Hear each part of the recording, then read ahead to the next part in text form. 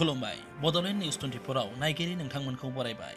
दिनै 1 मे खालार बर' हारिखौ खौसेथि खालामना मुलुगाव गेरेमसा हारि दानानै मुलुगाव बर' महरै थांना थानो नाजानानै बडफा होनना बयजोंबो गनायजानाय बडफा उपेन्द्रनाथ ब्रह्मनि दिनै थैनाय सान।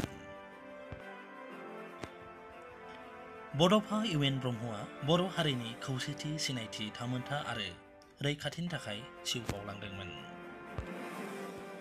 दिनै बडफा इउएन ब्रह्मनि 37थि थैनाय सान। बे सानजों लोब्बा लाखिनानै मिरु दुलाराय बर' फरायसा आफाद आरो क'क्राझार जिल्ला दुलाराय बर' फरायसा आफादनि बानजायनायाव जथायै क'क्राझार जिल्लानि बडफा इउएन ब्रह्मनि गोथै सह'खौ फबनाय थावनि थुलुंगाफुरियाव मोनसे हाबाफारिजों थैनाय सानखौ फालियो। हाबाफारि बायदियै गोथार आर'जजों जागायनानै दुलाराय बर' फरायसा आफादनि फिरफिलाखौ ससे बिरहोयो दुलाराय बर' फरायसा आफादनि मानगोनां आफादगिरि दिपेन बर'आ।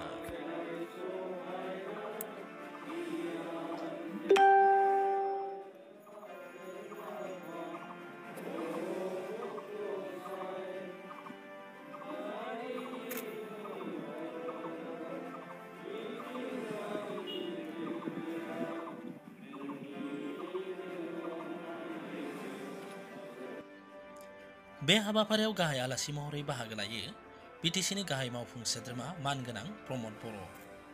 बिथां गाहाय मावफुं सोद्रोमा मुस्रि बर'आ बड'फानि गोथार मांखरसालियाव बिबार बावजेनग्रोयो। बड'फानि मुसुखायाव बिबार बावजेनो रायजो सभानि बारग' एमपि उरखावगोरा ब्रह्मआ। बे हाबाफारियावनो दुलाराय बर' फरायसा आफादनि दैदेनगिरिफोरजों लोगोसे ओनसोलनि सोलोंथाइगिरि, मेलेमजिबि आरो समाज सिबियारिफ्राबो बाहागो लायो।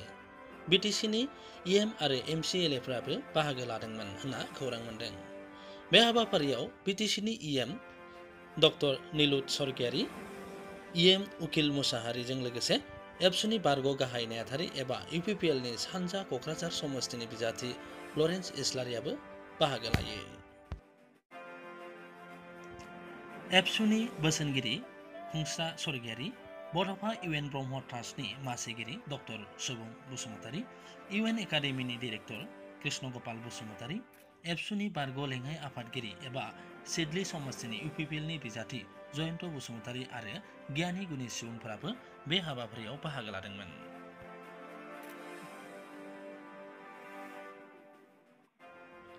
बड'फा इउएन ब्रह्मआ बर' हारिनि खौसेथि, सिनायथि, थामोन्था आरो रैखाथिनि थाखाय जिउ बावलांदोंमोन।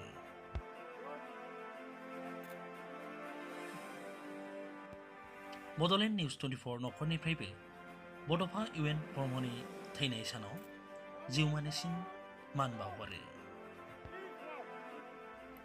मिजिंथियो बड'फा इउएन ब्रह्मनि सानस्रिया अराय थांनानै थागोन आरो बिथांनि साननाया सानसे मुलुगाव जाफुंसार होगोन आरो बर'आ गेरेमसा हारि जागोन। रादाबा एसेनोसै। गोजोन्थों।